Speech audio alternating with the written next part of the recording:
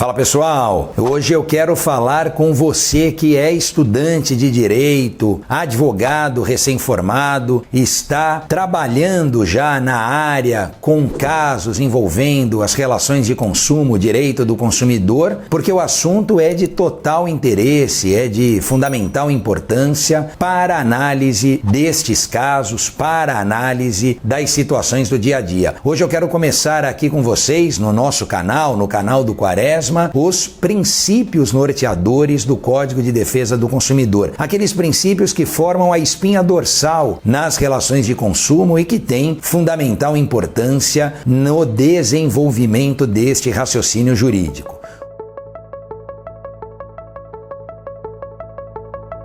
Hoje vamos falar sobre o princípio da vulnerabilidade. Temos outros princípios a tratar, mas hoje eu quero me dedicar, quero falar com você sobre a vulnerabilidade. Qual é a razão de ser da vulnerabilidade? A vulnerabilidade trabalha, tem como mote aqui, tem como ideia principal o reconhecimento da desigualdade na relação de consumo. Ou seja, pela vulnerabilidade, para a vulnerabilidade, alguém é mais fraco nessa relação. As partes não estão em pé de igualdade, não estão no mesmo patamar. Reconhecer que um dos sujeitos é mais fraco significa dizer que ele é o vulnerável. E quem seria aqui o vulnerável? O consumidor. É importante, no entanto, nós trabalharmos esta vulnerabilidade de acordo com o tipo de consumidor. Lembra que você já viu comigo quem é consumidor? E a gente aprendeu que o consumidor pode ser tanto a pessoa física quanto a pessoa jurídica. Pois bem, isso irradia efeitos na relação de consumo, isso irradia efeitos para o princípio da vulnerabilidade. Que efeitos são esses? A doutrina e a jurisprudência entendem como vulnerável o consumidor que for pessoa física. Para o consumidor pessoa física, essa vulnerabilidade é absoluta. Já para o consumidor que for pessoa jurídica,